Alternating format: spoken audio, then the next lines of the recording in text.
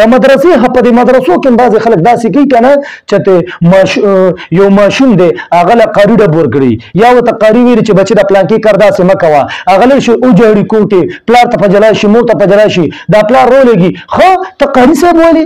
ته پلانکي ولې راځه شابه هغه بچې دا سره کي او بله زما یو ویډیو مخې ته راغله زما د نظر مخې ته راغله که نه چې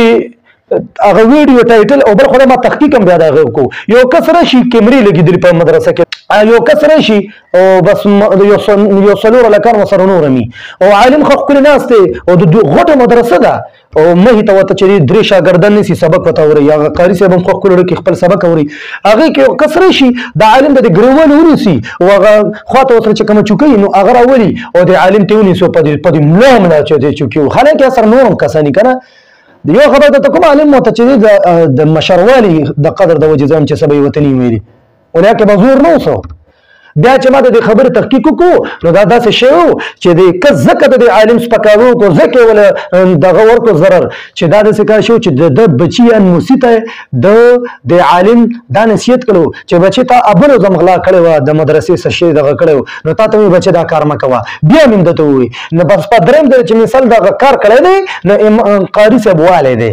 هغه ماشوم لګېدلی د کور ته تللی دی او بس کور کې خبره کړې ده او دوی راغلي دي او د عالم سپکاوی او د عالم یعنې والی دی د عالم ګیرې ته ګریوان ته یې لاس اچولی دی زه دغې خلکو ته یم چې دا دغه شان سوچونه ساتي که نه زه په دې نه پوهېږم چې ته ستا دا لاسونه څنګه د عالم او د دې قري د ګریوان تللو ګریوان ته څنګه ورغله ولې ته د الله نه نه یېرېږې د الله عذاب له دعوت ورکې او زه دغه خبره کوم د ستا د بچي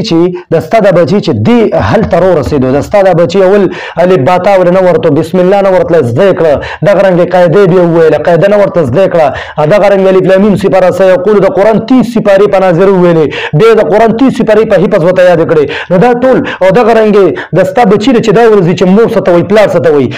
دې بچي ته څنګه پته ولګېده چې د پلار حقوق د مور او پلار د حقوق د ټول نه لوی حقوق دي دې ته چا ووایي خو د عالم د برکته دې کامیاب دی که نه د عالم د برکته د هر څه زده کړي دي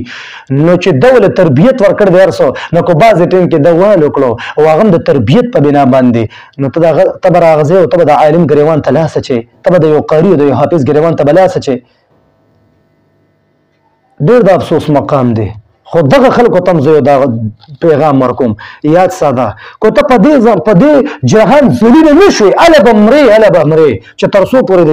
د ضلالت په دې خپلو سترګو نه لیدلې یاد ساده ښه دا خبره ټول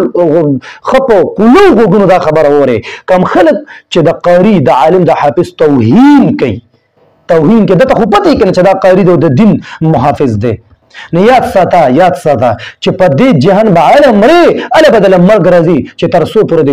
ضلالت په دې سترګو نه لیدلې په دې جهان به هم ذلیل او په هغه جهان خو ذلیلې ځکه چې ما درته وایي چې ومن عاد لي ولیا فقد آذنته بالحرب د الله دوستان مه ازاروئ کني الله تعالی د خپلو دوستانو په د ډېر زر اخلي